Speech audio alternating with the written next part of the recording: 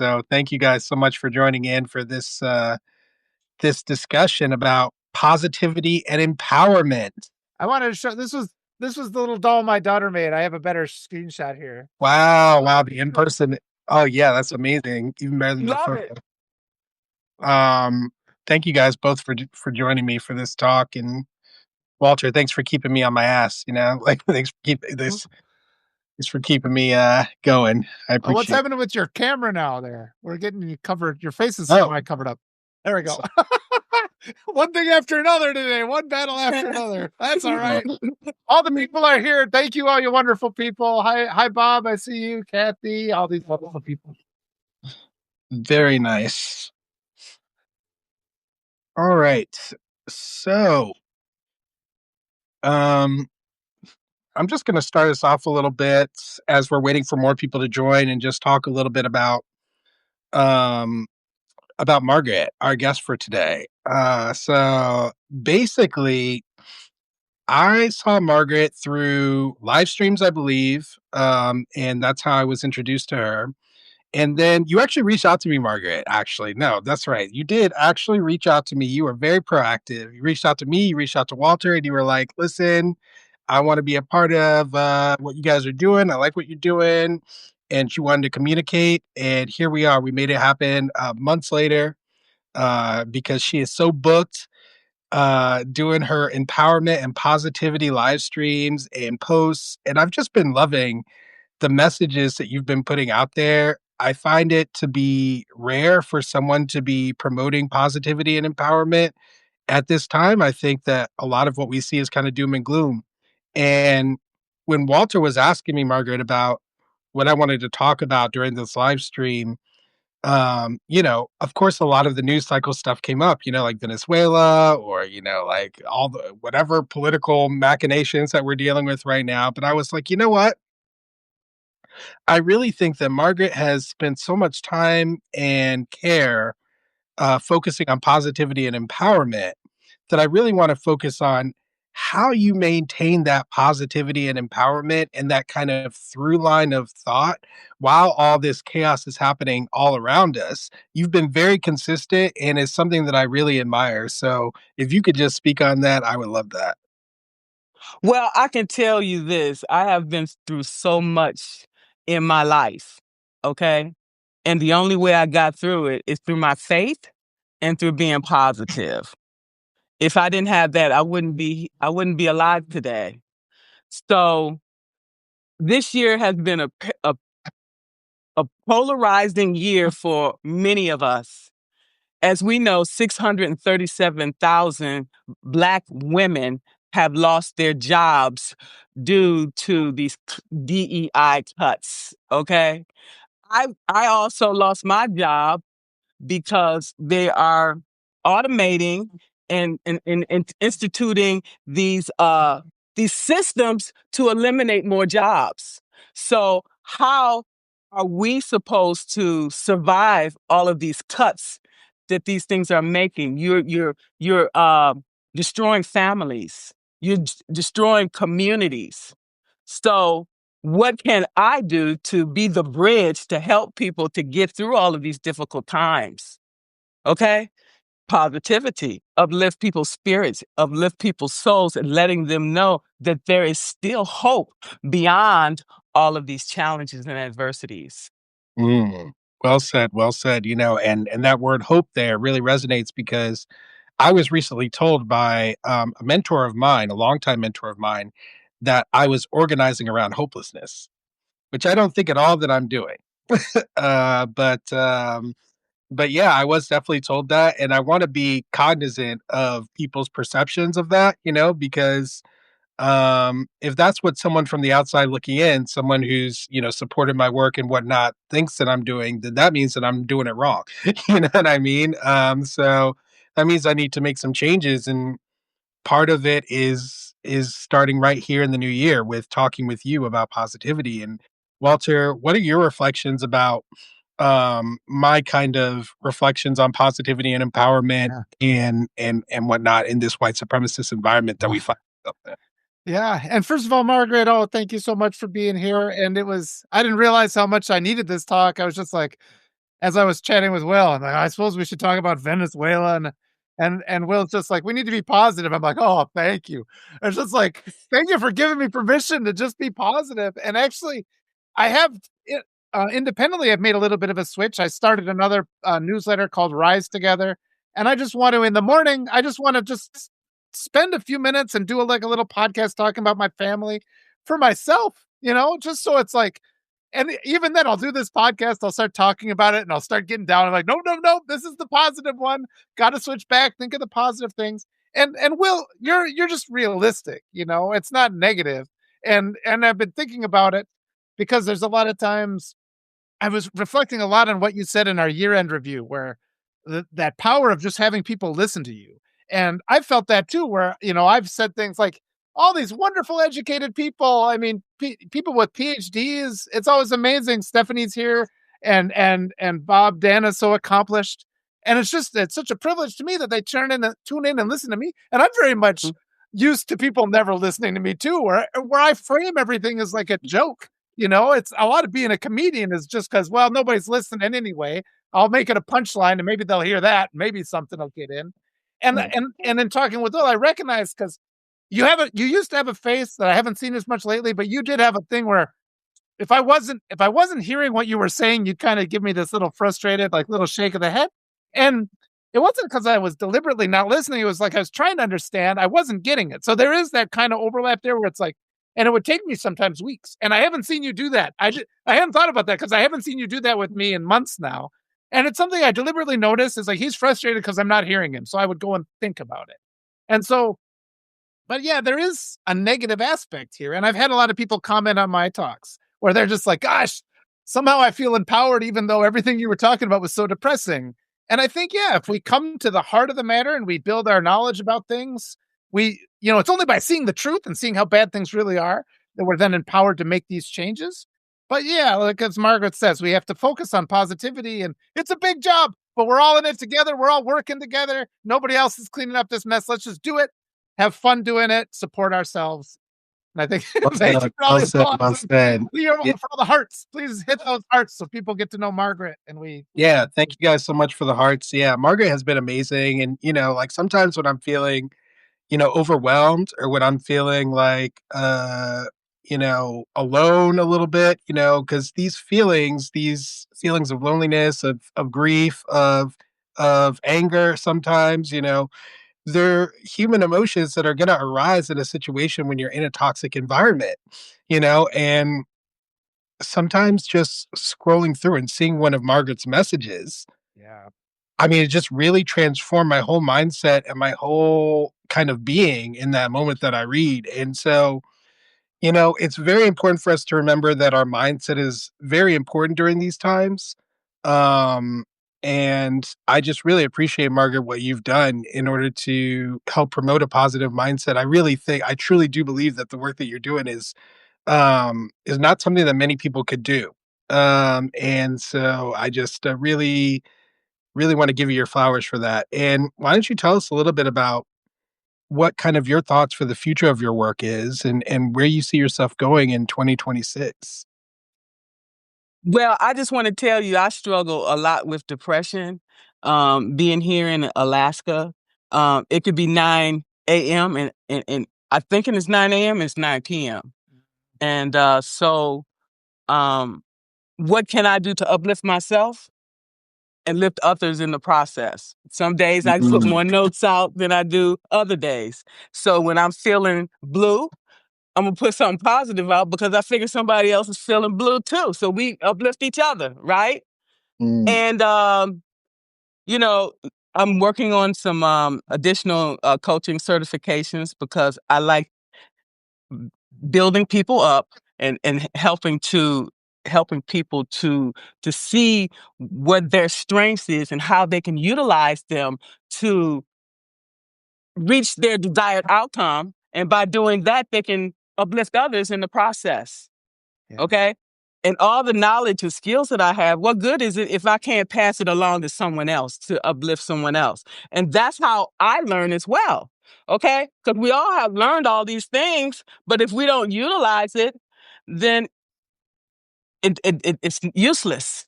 Yeah, Okay. what was the point? Exactly, exactly. So in saying that, I mean, I started this publication and I love it, but I'm not going to do this forever, okay? Because I realized that there are higher callings, okay, that I'm being called to do. This is just one step towards that goal, okay? And then we always have to be looking at the bigger picture. How can we utilize this to go even higher, okay? And Well, that's always my thought process. So I have been receiving messages from people, different opportunities, and it's good to be in this situation because I'm coming from a place where I was not valued, and coming here and seeing how Yeah. I'm able to make these differences in people's lives. Okay, well, how can I continue to raise the bar? How can I continue to uh the impact to increase that? We're already international, so how can we continue? Like the army, we have to continue conquer and continue to explore new lands Yeah. and bring more people together. And that's what yeah, we're all doing. And that's the reason why we're together here today. Yeah. that is 100% what brought us together here. Walter, you wanted to say something? Go ahead. Yeah, I was just gonna say that we kind of overlook that the sense of helplessness is by design, and I get kind of frustrated with people because it takes our power away. And they want us to make it seem like this is unavoidable. There's nothing we can do. It's already established. And I see so many people and this is the other thing where, oh, I'm glitching. I hope I don't go That's away okay. entirely. You're We can back. hear you. But I see so many people and they think they're being responsible. They're saying the responsible thing. They're saying, "Oh, we should settle for this half victory instead of the complete victory." Sorry about the glitching. That's just really exciting. That's just special effect. And they think they're being responsible. So they settle for something. And then they set aside that willpower to stand for integrity and stand for what's right and the courage to do the right things.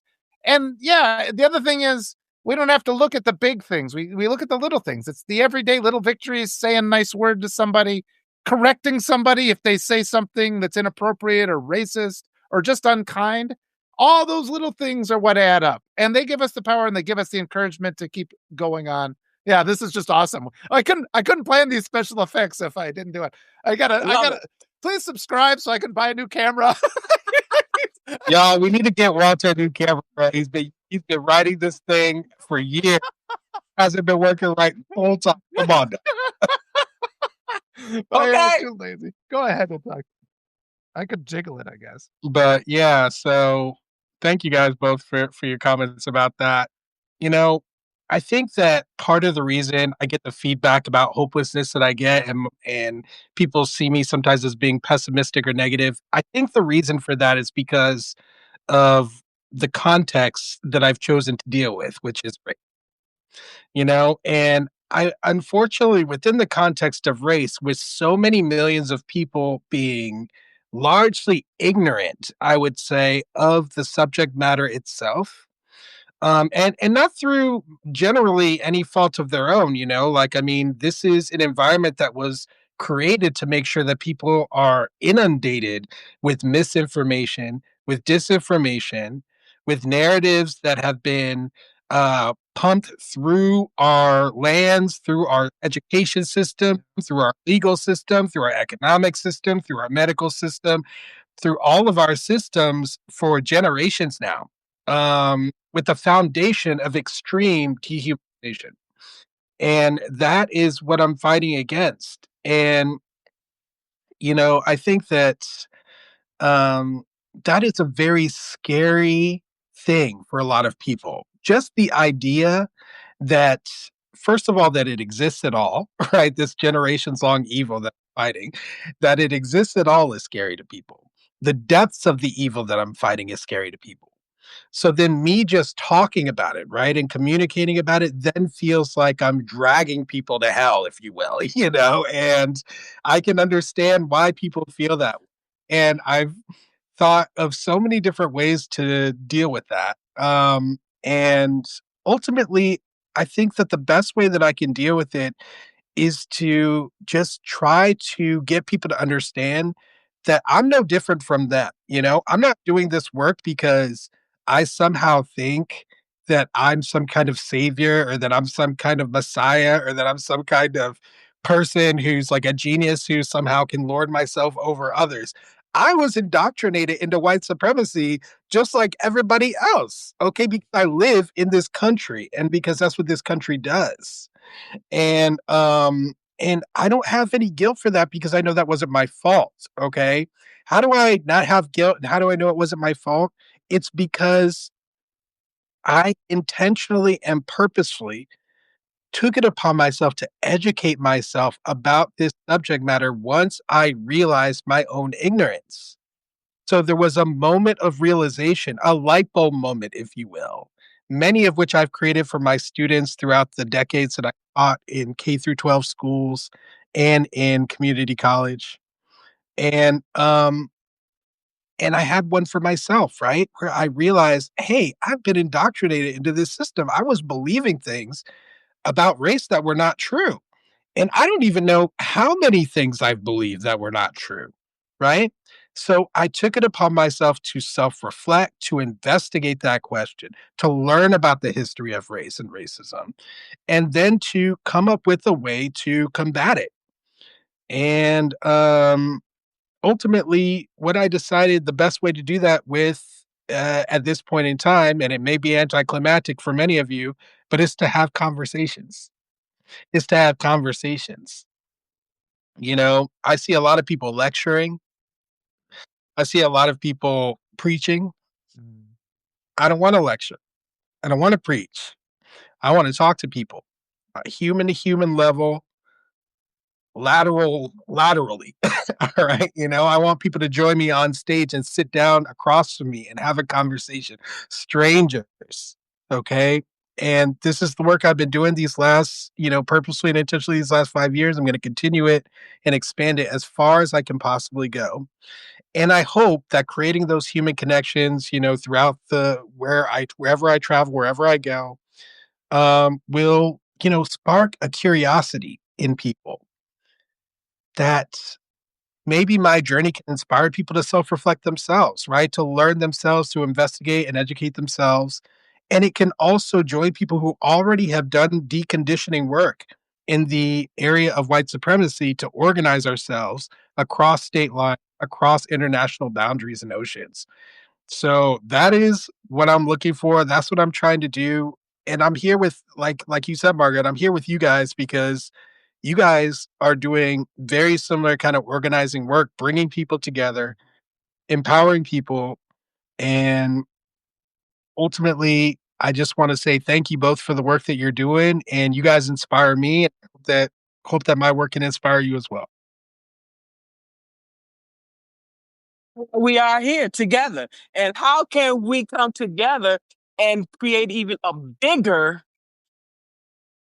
Yeah. a bigger thing collectively? Uh, this is grassroots. We should be in Yeah. every state, every country. Okay. And the message should be the same: unity. Yes. Okay. Unity. Oh, Margaret, it's so wonderful. I mean, your energy coming out of the screen is just so beautiful. The way you sit there, I just love it. It makes me so happy. No, I do.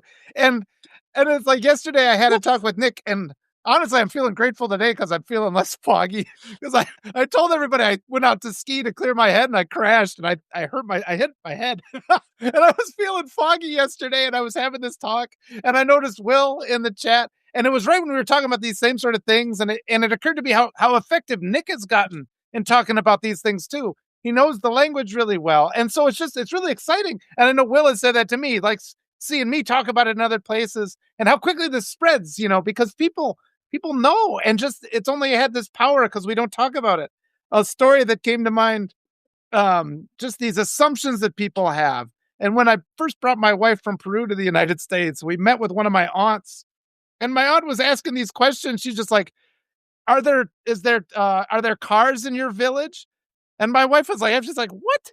And she's just like, because my wife's from Lima, and she's from a town, it's bigger than New York City. Lima, Peru is. It's bigger than New York City. And she's just like, what the hell is with this person who thinks that because she's an American from a town of like 700 people, that, she can lord over me and think she's better than me? And it was just, And unfortunately for me, it's like, because it was invisible to me. I didn't see, although I felt the effects of this white supremacy. It's always because there's places I've been excluded. I'm just like this, the way it's just you're felt uncomfortable all the time. And the second you leave American shores and you go to another country, all the other countries I've been to, there's this thing in the atmosphere that just goes away. There's peace because they don't have that white supremacy indoctrination just intoxicating everything that's just there.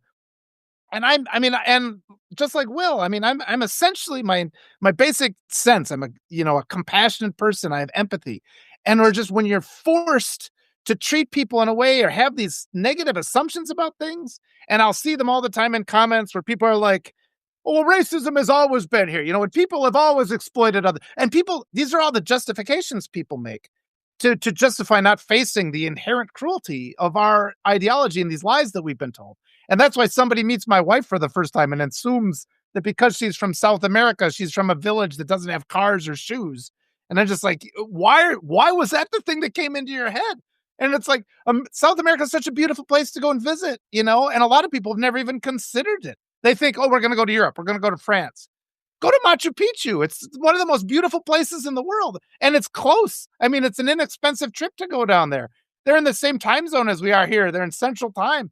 And it's just sort of all these things that people they're not even aware of. So just that, and the word woke has a reason. We need to have that awakening because Americans are indoctrinated to just disregard the 90% of things that are the problem. We just pretend that doesn't exist. And then we're stuck forever uselessly wasting our time trying to squeeze more out of this tiny little place that we're allowed to look.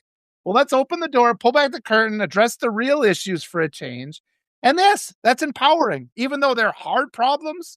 But we actually then, we can have access to the place where the problem actually is. We have a chance of winning for a change rather than just spinning our wheels endlessly and fighting with each other. Yes, well said, man. We do have a chance to win. That is really what inspired my more aggressive actions, okay, of recent times. I recognize that we are in a critical part in American history. We are in a critical part of human history.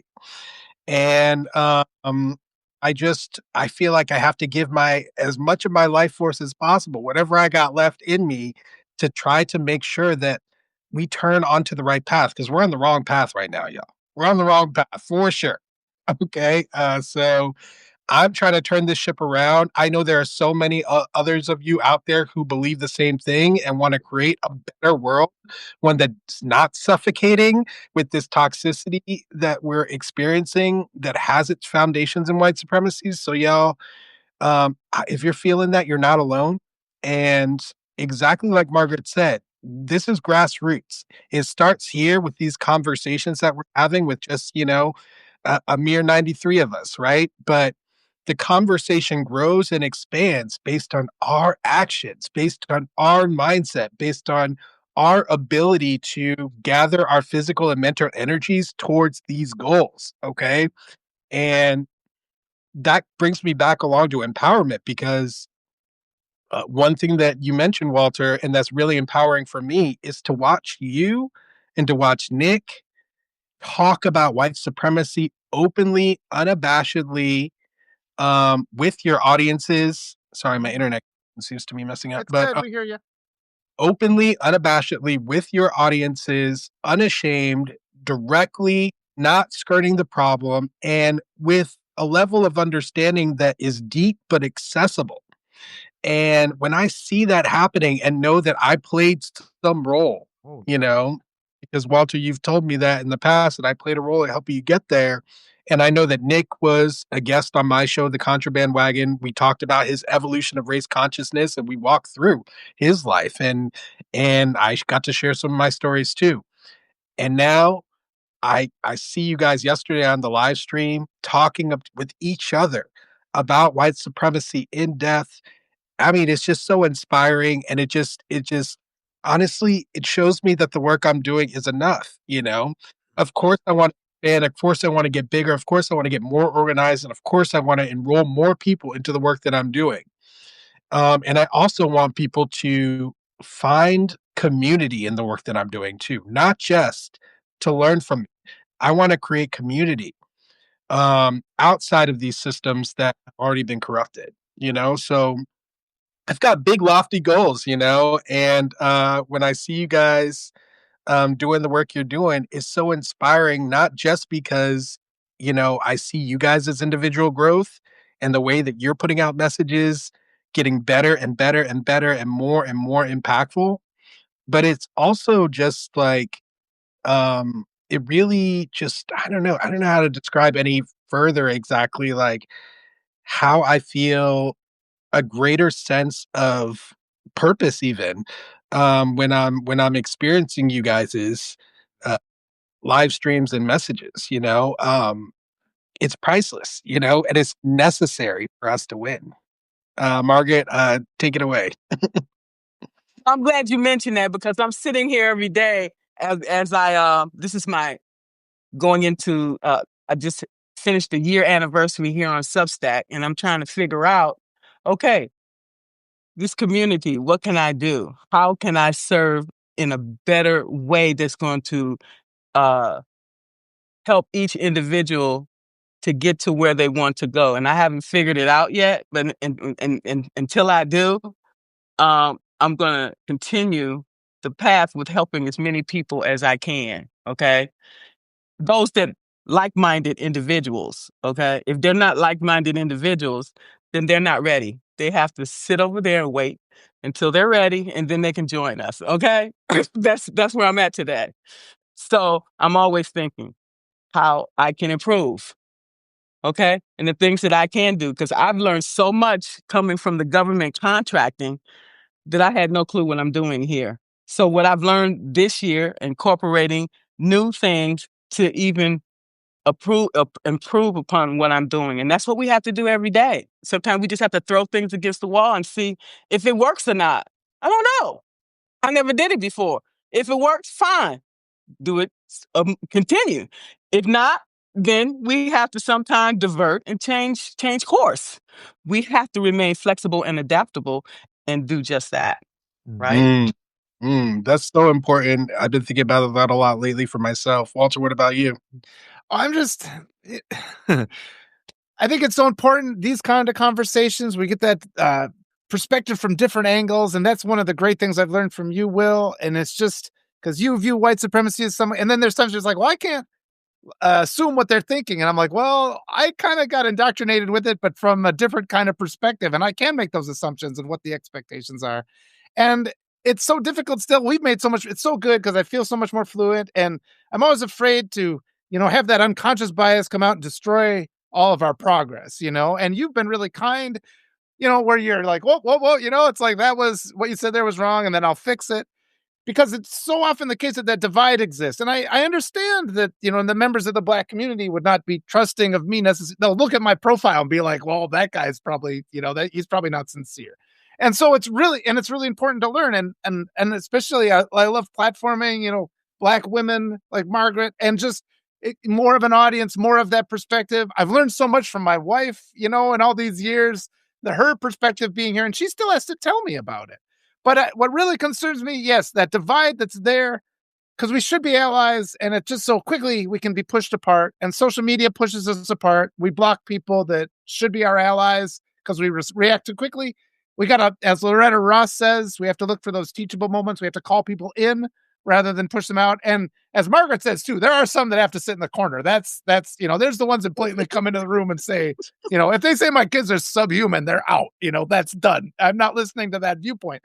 But there's so many more. And it's especially, I find it's especially among the Democrats, the conservative, like the establishment ones who keep telling me I'm asking for too much. Oh, you shouldn't be asking for, that's not realistic. You're asking for too much. And they act like they're being the reasonable ones when all they're doing is conceding, And Margaret's theme of being hopeful and positive and daring to ask for the things we want is so big.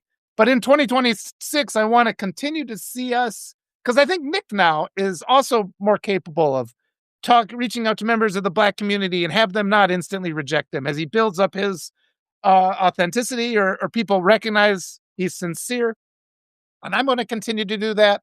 And so that more and more people see these groups and we can trust each other, because the white community and the Black community don't trust each other. That's the fact. And that's what has to be fixed. And it doesn't take much. It takes these lives. And as Will says, it takes these conversations because we realize, oh, we do want this. We understand each other. We can learn these things. We can gently be taught the things that we're saying that are insensitive and then stop doing that and be reminded and be put on the path again. We have support groups for alcoholism. We can have support groups for white supremacy too, for the people who sincerely want to be better. And it should be a joyous, powerful thing because the more you advance, then you transform from being the student to being a mentor for somebody else. It spreads quickly. We're seeing that happen already. We've got 2 or 3 people doing it. If we have 6 next year, it'll have been doubled. It'll be that much better. And so, but I think it'll be bigger than that. I think we'll have hundreds. I think we'll have hundreds by the end of the month. All the people here watching can be part of this movement too. And yeah, and it's just, it makes me feel happy when I'm speaking and I see Will pop into the chat and I'm like, Will's going to be happy because I'm saying the words that he said. And I know I almost feel the joy, even though he doesn't say anything. I know it makes you feel proud the same way as a father I feel proud when my kids stand up, against instances of injustice when they see it and they think they are warriors. I'll tell you, there's a couple instances they've come home just spitting lightning because of something that happened. I say, good job, girls. You stand up for what's true and what's right. And that's the only way to be happy and content. Oh, thanks for your applause, Margaret. You get me all fired up. Okay. I just want to say I was talking to a millennial a couple of weeks ago, and I'm like, hey, why don't we come together to help, the gay community with community, whatever. And they're like, no, we do our own thing over here. They want to be separate. And I'm like, okay, I'm gonna leave them where they at because they don't understand that this is a whole world that we all live in. Our concerns is the same as the white community, the gay community, whoever community. All of these things affect us. And you want to separate and go over there by yourself? Nope. Go over there by yourself. What can you learn from being over there by yourself? Okay, you stay over there, and when you wake up. I didn't say this to the person, but when you wake up and you realize where your bread is buttered, you can come back over here. Okay. Yeah. This is the mentality of people. We can't stay separate and be successful in the world. We have to come together as one. Yes. Unity. Exactly like you said, we do need to come together as one. And unfortunately, the reality of our interdependence has become somewhat of a mythology to many people, but the fact of the matter is we're human beings and we are connected, whether we want to be or not. Okay. Whether we want to act like we are or not, the truth is we're connected. And if you just start reflecting on it, even for a moment, it's impossible to deny. And so, yeah, 2026 for me is a time of leveraging that connect, in every possible way that I possibly can, because our enemy has done so. Our enemy has leveraged community through fear, right? And through toxicity, but like they have leveraged a way of getting people to join together and act together. Based on shared beliefs. We have not done that on our side. And that is why we haven't made the same kind of, huge progress that we're seeing them make. So it's gotta start somewhere, like I don't think that I can be such a leader, people have never looked at me as somebody who could actually lead a movement throughout my life, even though I've been put in leadership positions many, many times. It has not really worked out. But what I know that I can do is I can bring people into the fold. I can bring people together. I can bring people together so someone else can lead. And that's perfectly fine for me. Like I don't have to be. I'm a revolutionary in the most bare bones sense of the word. Okay, I am interested in change, in making positive change for this world. How it happens is very important to me because I want it to be done in a way that is moral, in a way that reflects the world that I want to work towards, and in a way that rejects the evil and the toxicity that is within our current world. So the manner in which I go about it is very meaningful. That's why I kind of honed in on conversation, y'all. because what's more human than communication? Yeah. What's so human than talking to each other, right? And we see it all the time in so many different contexts that people, they think they're so different than the people around them. They think that they're the only one going through something, or they think that no one can understand them, or they think Yeah. no one cares about them, or all of these different stories that we tell ourselves. But if we just stop and communicate with people around us, we find that that's exactly what it was. It was storytelling that we were doing to ourselves, sometimes to justify our paralysis, to justify not living our life to the fullest. And I just want to offer people the chance to live, man. I want y'all to live. I want y'all to experience life to the fullest. And there is a big barrier between you living your life to the fullest and where most people are at now. And that barrier, in my opinion, is white supremacy. Yes. And I want to deal a critical blow to it. And I can only do it with y'all's help. And y'all are doing everything that you need to be doing just by being here and being part of this conversation that we're having right now. Honestly, that is enough. Okay. And I want y'all to remember that that is enough. All you need to do is be part of the conversation, whether it's listening here, whether it's talking to people in your own social circles, okay? Whether it's like Walter said earlier, whether it's like interjecting when you see something that needs to be corrected or something that doesn't reflect the world that you want to see, all of those are enough, okay? Y'all don't need to transform everybody, right? All we need to do is transform ourselves and to live our values out there in the world openly, unabashedly, notoriously, Yeah. as in the law. All right. I just want to say that each and every one of us is enough as well. Okay? And the change that we want to see in the world begins with us. Okay? You don't look at the other people, do your part. Once you've done your part, then Yeah. there it is. Then we can help other people as well. Okay? Yes. Yeah, And and as yeah, Mr. Simply said, to simply check yourself. Beautiful. yeah. Look inward, y'all. Go Yeah. ahead. Oh, I was gonna say it's been blazing trails, we're doing something different. And I made a deliberate choices in my life where I was looking at all the options that seemed to be presented to me, and I'm just like, none of these seem like they're gonna work. So I'm just gonna go off into another path that's never been explored. And a lot of I remember bringing my daughter home in her little basket from the hospital, and I'm like, well, I'm just gonna do the opposite of everything that was done to me, and like no real plan other than do the opposite. And it's like you boldly go forward on something that's never been tried or you haven't seen modeled, but now we can model it, because I've done it now. They're in high school, they're wonderful kids, they don't have these issues, they don't have the mental health issues, they don't have smartphones. That's another thing too, but we can do all these things differently. And the other thing too is that people are a lot more willing right now. I mean, I've been saying a lot of these same things. I've learned a lot in the last year through these conversations with Will, but these have been things I've been working on and thinking about, since like my wife came here and I saw how she was treated. And 5 years ago, people weren't open to hearing this. There would not have been 128 people in this live listening to this.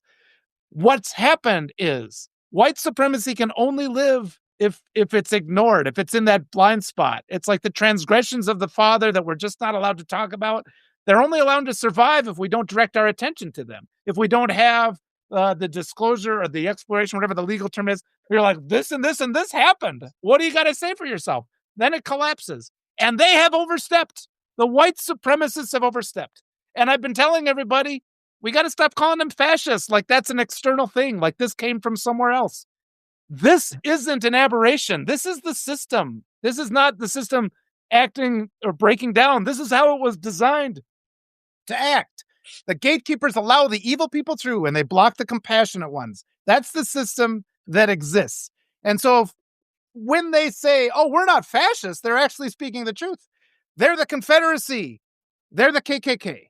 They are homegrown American evil that's been in this country since the beginning. And the one thing they can't afford is to be exposed as such, to have us pay attention to that. And that's why they fight so hard to not let us teach about real history. That's why they talk about black crime, but they never talk about white on white crime.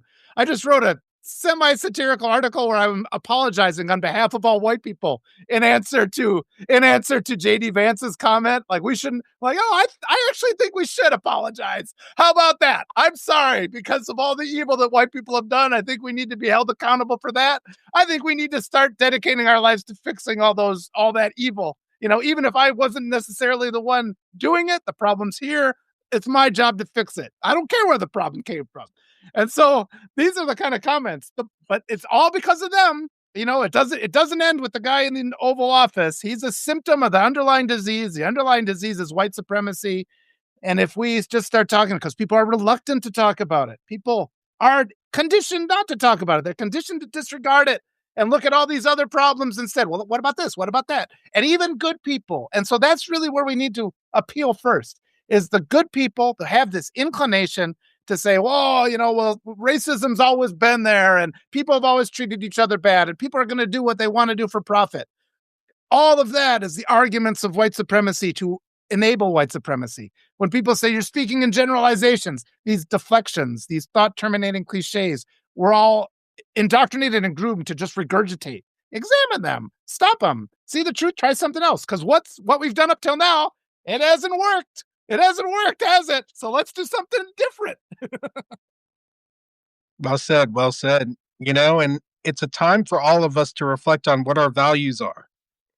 What's the foundation of our actions? And I think that a lot of people have been skirting by without actually reflecting on what those are. And for me, it's truth. I value truth. I value life. I value protecting and creating an environment where life can flourish, y'all. That is incredibly meaningful for me. And it informs everything that I do. I value kindness as a way of being. I value community and the creation of community. These are my values, y'all. I've written them out. I've written pieces on them, and I encourage you guys to do the same. The work that I'm going to be doing is deconditioning work, helping people have time and space necessary for them to go through the emotions that come up with realizing that you were betrayed, that you were labeled without your consent so that you could be placed within a tyrannical system of power. That happened to all of us. That is a fact. And I think that a lot of people have not even remotely taken step one to deal with that fact and to come to terms with that fact. And why? Because it's devastating. It's devastating to believe that these gargantuan forces from your very birth, from before you were born, right, had already put you within a system that was going to strangle you, that was going to make you feel like you had a 20-ton weight on your back, that was going to make you feel like you had to be mean to people, that you had to compete with everyone around you, that you had to put other people down, you had to step on them in order to put yourself higher. All of these bad habits, all of these negative thoughts and actions come out of this labeling that is done to all of us.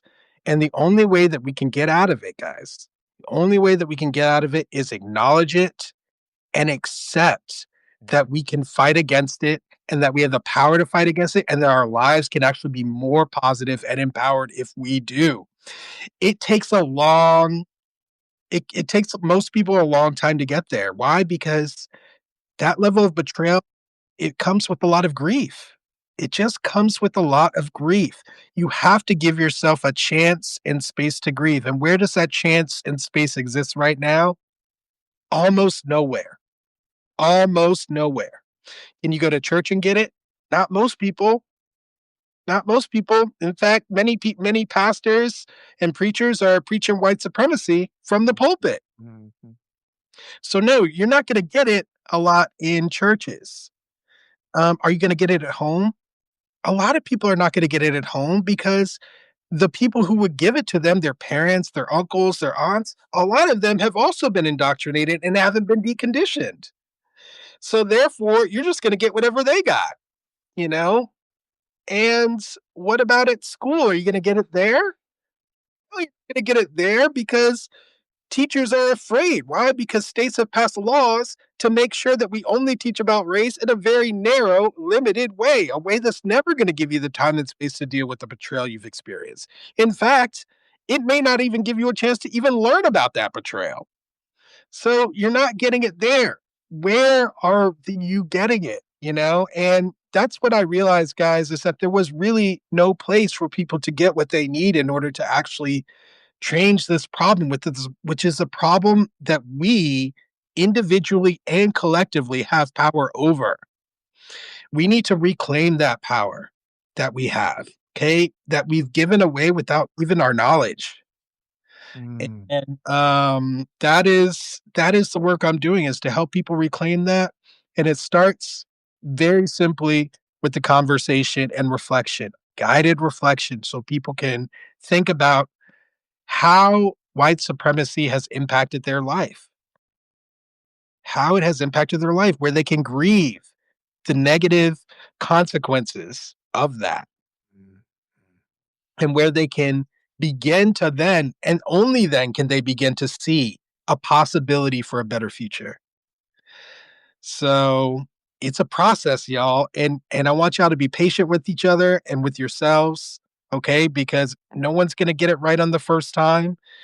There needs to be room for mistakes, and there needs to be room for people to be upset. And that's perfectly fine. It's so human, y'all. Okay, that we cannot shut that aspect of this process down. It's a critical part of deconditioning ourselves, is to go through those emotions. I went through it. I went through deep depression. I went through, just feeling like I was grasping in the dark because, I was lied to at such a fundamental, deep level, that that it's mind blowing, right? And so, yeah, everyone needs time and space to deal with that, and there's nothing more empowering than walking into a space feeling betrayed and realize that there's a space there waiting for you to actually deal with that betrayal. That shows care. That shows kindness. That is the first step to developing community for something that people have no idea there's a community for them to join. Yes, guys, we're here. Me, Walter, Margaret, and many others. We are here, and we've rejected white supremacy, and we're doing it vocally. We're doing it intentionally, purposefully, and you guys, you can join us. All right. You don't have to accept the world as it is. Okay. You can join us and try to create a better world, which all of us are doing day by day, simply by creating conversations and much more in our future. As Margaret said, we're going big. We're going as far as we possibly can. So thank you guys so much for tuning in and listening to us and supporting us. 153, 154 viewers right now, and Great. we appreciate you guys' support. Please, if you haven't subscribed to Margaret, please go ahead and subscribe to her, because her Substack is so inspiring and empowering, guys. And you're just gonna be on your Substack feed with all the chaos and stuff that's going on. You're gonna read her message. It's just gonna fill your heart. And it's just gonna fill your spirit. It's just gonna fill you up. And you're gonna feel like you can do whatever you need to do. All right. So if that's something you want, is that something you value, then go ahead and click that subscribe. Thank you so much. I appreciate each and every one of you guys. Walter, I am in awe of you, and I listening to you and watch your videos and your articles, and I see resonance in our messaging, all three of us, and we listening to each other, and I'm like, yeah, they got that, and I appreciate and love you guys so much, and for getting together today. Much love. This has been so lovely. I love you, Margaret. Your energy, it just makes me happy just having you be here. I guess I just want to ask, what are the we want to talk about positivity. Maybe are there any other positivity tips in the light of all this that come to mind? I don't mean to put you on the spot, but how do we keep going on? How do we keep going forward? Leave us with some hopeful thoughts and empowering thoughts. I give you the opportunity. Well, we just continue. I traveled the world, and when I see, whether it was Iraq, Turkey, wherever, we all are more the same than we are different. And you realize that when you travel around the world, we have a lot of the same concerns. So why not come together to figure out how we can resolve these issues within our home, within our community, by opening up and sharing these stories? We allow each other to heal and to elevate ourselves to higher levels of consciousness. Woohoo! I think Yeah. she did it all right there. I've experienced that on Substack. I wrote an article about racism in the medical context and what happened. Uh, a Maori author from New Zealand shares her article about the exact same thing. Nice. And boom, our articles are so similar. Our experiences are practically identical, Yeah. hundreds of miles away, and we made that connection, and now we're connected. What could possibly come out of that connection, in terms of two people fighting against racism, right? Fighting against discrimination in the medical context, hundreds of miles away. We can now connect, guys. Yeah. Have to leverage our ability to connect over these vast distances at this point. We need to join our powers and find out how we can work together. Okay. And it just starts with a conversation. So I'm so grateful, Walter, to you for continuing to bring us together and create these conversations, these opportunities for growth and connection. And Margaret, I'm so grateful for you for reaching out, finding us through your work and sharing your positive messaging with us and your empowerment strategy. Um, just know that both of you are doing incredible work that I value greatly. And I'll be, of course, happy to collaborate with you all in the future. And I look forward to seeing what y'all do. I just want to add one thing to just encourage people to understand that all these negative things that you assume about human nature are really just the confessions of white supremacy. All those things they deliberately do, they try to pretend as if it's just natural to human beings. And so I think that's a lot of why a lot of our us creative people or empathetic people, we fall into depression because we're told that human beings are bad and we're just like I don't think I'm bad. I don't think that's the case. And so this whole world just pressures us constantly. And if we could just be like, wait, that's not me. They're projecting their crimes on me. It's not me. We can push that away. And so many people I meet in chats, they're just like, you're being unrealistic, Walter. This is what's going to happen. People are going to corrupt these systems. If anything you try to do that'll be good, it'll be corrupted by bad. It's like, no, the white supremacists will try to destroy it. But together, the rest of us who want compassion and want to take care of it, we will overcome that. And we just have to give ourselves permission to get rid of all those lies that have been told to deflect from the evils, to hide their guilt for the evils that they've done and project it onto us and understand that human beings are good. Human beings are good, and this toxic ideology of white supremacy can be unlearned. Everybody can unlearn it. It's not inherent to the human condition. It's something that can be removed like a tumor, and then we all have happier, healthier lives. Yes. Yeah. Let's get happier and healthier together, every join me in that endeavor. Um, and yeah, thank you for joining me in this endeavor today. 170 total viewers today. Thank you so much. Appreciate your support.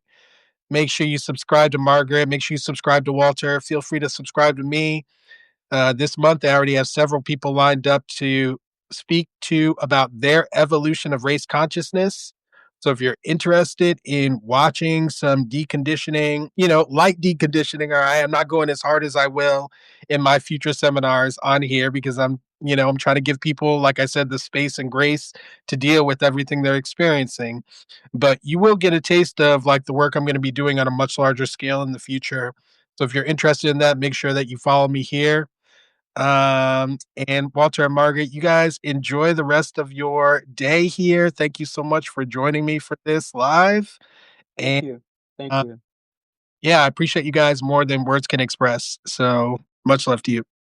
Thank you so much. Thanks. Thank you, Bye. Margaret. Thank you, Will. Wonderful. Thank Thanks you, to all the Will. people. Thank you all. Thanks, All right. guys. Bye-bye. Bye.